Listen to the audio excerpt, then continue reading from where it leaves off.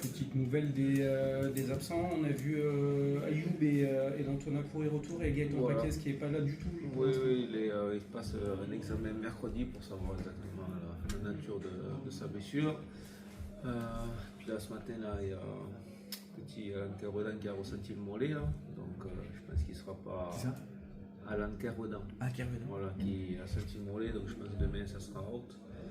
Et j'ai Siboney qui a pris une béquille, mais bon, je pense que ça devrait le faire. Voilà. On verra demain. On pourra froid. Voilà. Quel est l'état un peu psychologique des troupes? Est-ce que la victoire, même si c'est anecdotique en préparation, contre Rodez, elle a quand même fait du bien? Est-ce que tu sens qu'il y avait besoin aussi de se rassurer peut-être? Oui, forcément, il y a toujours besoin de se rassurer. Et quand les résultats sont positifs, c'est toujours mieux pour la confiance, la dynamique et tout. Après, c'est vrai qu'on avait enchaîné pendant 15 jours, donc et on a fini très très bien avec ce match assez complet, je dirais. Voilà, ils sont revenus, j'ai senti un peu les troupes un peu émoussées, voilà, physiquement, mentalement, mais depuis hier après-midi surtout, ils ont remis le collier. Ce matin, il y a eu une très bonne séance. Voilà. Donc j'essaie d'être dans la continuité. De toute façon, il faut toujours travailler, il faut toujours progresser sur tous les domaines. Vous sortez du stage au Chambon, du coup. Comment est-ce que vous avez senti vos troupes justement sur l'ensemble de ce stage? Sur le stage, bon, j'en avais parlé très bien. Il y a eu une très bonne réaction suite à notre non-match de 2-3. Un groupe très investi, très à l'écoute, très dynamique. Et comme je l'ai dit, ça a pu se concrétiser à travers le match, parce que le match a reflété notre semaine de travail. Voilà, dans le sérieux, dans la discipline, dans la communication, dans l'envie de faire des efforts ensemble, dans notre jeu. Voilà. Et toute la semaine, on a ressenti ça. Voilà. Je pense qu'ils avaient vraiment à cœur de se racheter aussi de leur match. 2-3. Bon, après, il y a plusieurs raisons pourquoi on avait fait une prestation comme ça, mais voilà, c'est un groupe concerné. Tes attaquants n'ont toujours pas marqué, pardon. Est-ce que tu sens que c'est un peu pesant pour eux? Est-ce qu'au contraire tu sens qu'ils sont très motivés pour remédier un peu à la situation? Comment tu les sens un peu psychologiquement? Non, ils sont toujours dans la volonté de travailler. Il y avait Marama Veillura qui était au stage tous les jours en fin de séance. Il prenait tous les attaquants, il y avait 10 minutes, un quart d'heure tous les jours. Donc c'était super intéressant et on va continuer. Bon, là il y a des matchs, donc c'est différent, mais on va essayer de continuer à faire ça, même s'il ne sera pas présent tous les jours. On va essayer de mettre ça. Il viendra sur quelques séances dans la semaine pour continuer à donner confiance à nos attaquants. Voilà. C'est pas psychologiquement, ça ne vient pas, parce que ça date pas que de la phase de prépa, ça date aussi un peu des mois derniers.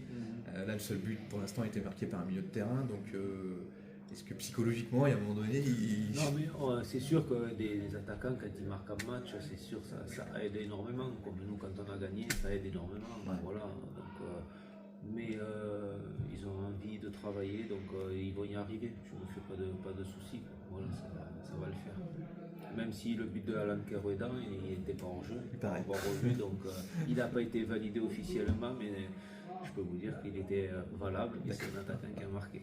Voilà. Certes. C'est bien. Voilà. Le point positif, c'est de se créer des situations. Maintenant, il faut la mettre au fond forcément, mais C'est déjà de plus se dur dans le football. voilà, mais déjà de se créer des situations, Ouais, c'est une chose sur laquelle tu as pu insister, notamment dans un petit peu d'après-match. Non, c'est moi ce que j'ai aimé, c'est surtout notre animation défensive. Déjà de ne pas prendre de but, parce qu'on avait pris 6 en 2 matchs. Donc l'année dernière, c'était un petit peu un bémol, je trouvais. Des situations, c'est toujours créer des situations.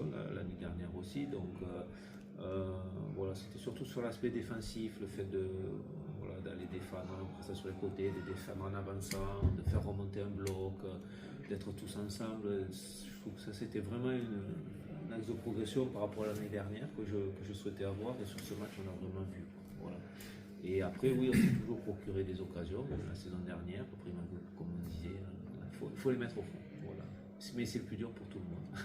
Est-ce qu'il y a des choses spécifiques que tu vas faire travailler contre Auxerre demain? Est-ce qu'il y a des axes un peu particuliers que tu veux voir, ou est-ce que c'est vraiment la globalité qui va t'intéresser? Oui, c'est pareil. Après, on va rencontrer une équipe de Ligue 1 donc, qui va sûrement nous mettre encore plus en difficulté. Donc, comment on va être capable de s'adapter à ça. Voilà, il y aura normalement chaque équipe devrait jouer une mi-temps. Donc voilà, on va essayer de s'adapter au mieux et de rivaliser sur tous les domaines. C'était une vraie volonté de jouer contre des grosses équipes, parce que de jouer le Servette, de jouer des trucs de Ligue 2. Tu voulais vraiment te confronter, toi Ouais, moi plus c'est haut, mieux c'est, parce que ça nous met dans le dur, ça nous montre aussi les axes de progression, le niveau que les joueurs, s'ils veulent prétendre aller au plus haut, doivent avoir. Et voilà, je préfère ça qu'avoir des matchs de petites équipes faciles et quand on arrive en Ligue 2, être dans le dur, quoi. Donc je préfère être confronté directement au dur, quoi. Voilà. On a vu l'incorporation en début de préparation du jeune Eddy Cheria qui vient de l'équipe réserve.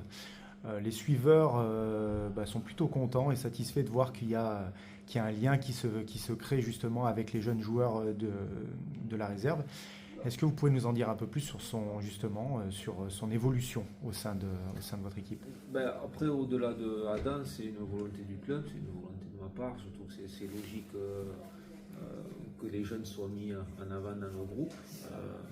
Il était prévu d'autres. On a fait un mercato intéressant rapidement. Donc on n'a pas pris pour avoir trop de joueurs, pour pas qu'ils aient le temps de jeu, que ça fasse trop de joueurs pendant la prépa. Mais il était prévu qu'il y en ait d'autres qui viennent. Et ça sera comme ça tout au long de la situation. On verra comment va se finir le mercato. Et puis en fonction, des joueurs viendront, comme encore là aujourd'hui, il y en a un qui est venu pour la première fois et ça va tourner. Là, demain, je prendrai des jeunes de la réserve aussi qui seront sur le banc ou voire titulaires parce qu'en fonction des blessés. Pareil pour le prochain match, que s'il y a des problèmes, ce seront eux qui joueront, puisque là je vais avoir a priori 19, ça dépendra de l'enquête, 19 joueurs de champ. Donc il faut un 20e si je veux faire demi-temps, donc ça sera forcément les jeunes. Voilà, donc c'est logique, je trouve qu'il faut qu'on s'occupe des jeunes et qu'ils aient une porte de fenêtre, une issue. Et pour moi ça me paraît logique, voilà, tout simplement. Tu es allé aussi voir les matchs de la réserve l'an dernier, tu vas souvent discuter avec les jeunes. Tous les entraîneurs des équipes 1 ne le font pas forcément. Toi, c'est quelque chose vraiment qui te tient à cœur, ce point-là? Oui, parce qu'à un moment donné, si je veux prendre des joueurs pour mon groupe, que je sache un petit peu les qualités des joueurs qu'on m'envoie, quoi. Voilà, même si on va me dire lui, il a du potentiel, je préfère savoir. Et puis si à un moment donné, je dois avoir le choix, je vais dire plus lui, quoi. Voilà. Et puis, non, puis ça me paraît logique, quoi, de savoir. Même si c'est vrai que je n'ai pas vu les 19, j'ai pas vu les 17 encore.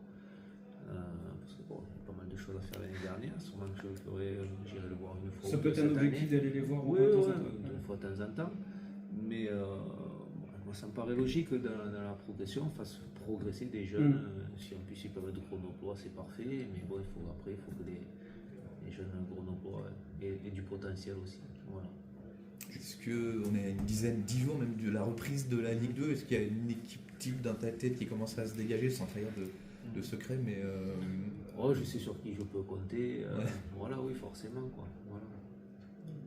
Après, je peux changer 2-3 joueurs. Après, j'ai commencé à le dessiner sur le match de Rodez. Voilà, ça continuera jusqu'à la fin, jusqu'au puits. Voilà. Après, c'est vrai que je pourrais faire tourner 2-3 joueurs. Voilà. On verra comment je m'adapte.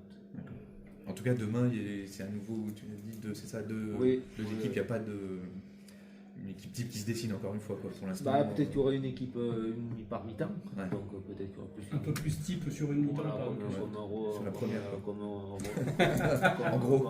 Rodez, quoi. Voilà, comme j'ai fait comme Rodez, ça risque de tendre vers ça. Mais si je n'aime pas l'équipe type, parce que moi je veux que tout mon groupe soit concerné. Voilà.